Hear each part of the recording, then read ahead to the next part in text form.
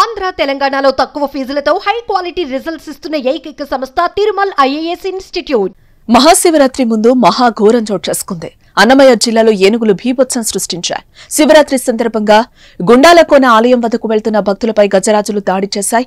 వైకోట నుండి గుండాలకోనకు వెళ్లే దారిలో జమాయలగడ్డ సమీపంలో ఒక్కసారిగా అటాక్ చేసింది. ఈ ఘటనలో వైకోటకు చెందిన 5 భక్తులు మృతి చెందగా మరో 2 తీవ్రంగా గాయపడ్డారు. క్షతగాత్రులను చికిత్స నిమిత్తం ఆసుపత్రికి తరలించారు. వారి పరిస్థితి విషమంగా ఉన్నట్లుగా తెలుస్తోంది. ఏనుగుల విధ్వంసంతో భక్తులు ప్రాణభయంతో పరుగులు తీశారు. ఏనుగుల దాడి జిల్లాలో తీవ్ర విషాదాన్ని నింపింది.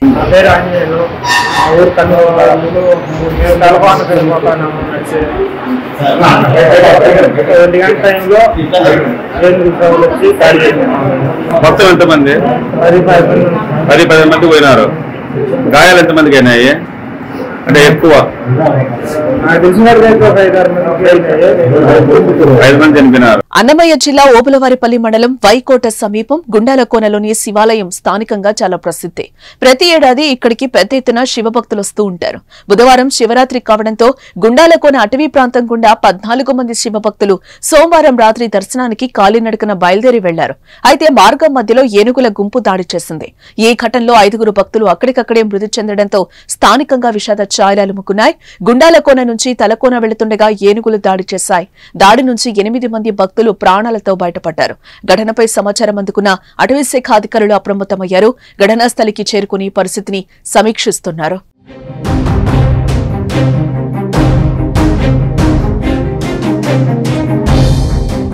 గుండాలకోన అటవీ ప్రాంతంలో ఏనుగుల తొక్కిసలాటలో 5 మృతి చెందిన ఘటనపై ఉప ముఖ్యమంత్రి పవన్ కళ్యాణ్ తీవ్ర దిగ్భ్రాంతిని వ్యక్తం చేశారు. క్షతగాత్రులకు మెరుగైన వైద్య సేవలు అందించాలని అధికారులను ఆదేశించారు. మృతుల కుటుంబాలకు 10 లక్షలు, క్షతగాత్రులకి 5 లక్షల చొప్పున ఆర్థిక సాయం అందించాలని ఆదేశించారు.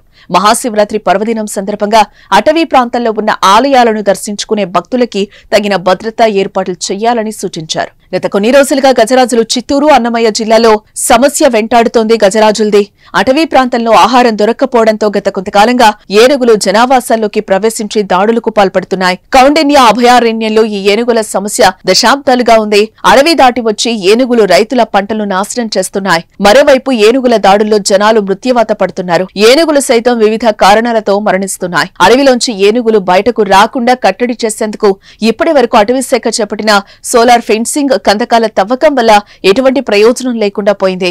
కర్ణాటక టైపు పేరిట గతంలో చేపట్టిన హ్యాంగింగ్ సోలార్ సిస్టమ్ సైతం ప్రయోగాత్మకంగానే ముగుస్తుంది.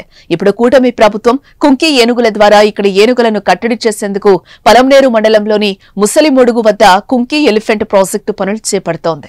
కోడూరు చెందినటువంటి కోడూరు ఉల్లగడ్డపూడి అరుంధతివాడ మరియు కన్నెగుంట ఎస్టీ కాలేజ్ చెందినటువంటి కొంతమంది ట్రూప్ గా తలకోనకు కోడూరు ఉల్లగడ్డపూడి దగ్గర నుంచి బయలుదేరి పోయినప్పుడు మార్గ మధ్యంలో అర్ధరాత్రి సమయంలో సుమారు 2-2:30 ప్రాంతంలో అక్కడ ఏం జరిగింది వల్ల ఏనుగు లేదు ఒకసారిగా వచ్చి వాళ్ళ మీద దాడి చేయడం వల్ల వాళ్ళంతా చల్లా చెదరై పారిపోవడం జరిగింది. మనకు మార్నింగ్ సమాచారం వస్తే అందరూ వెళ్ళేసి ఫారెస్ట్ డిపార్ట్మెంట్, పోలీసు అందరూ పోయి అక్కడ చూస్తే ఒక 3 డెడ్ బాడీస్ ఉన్నాయి.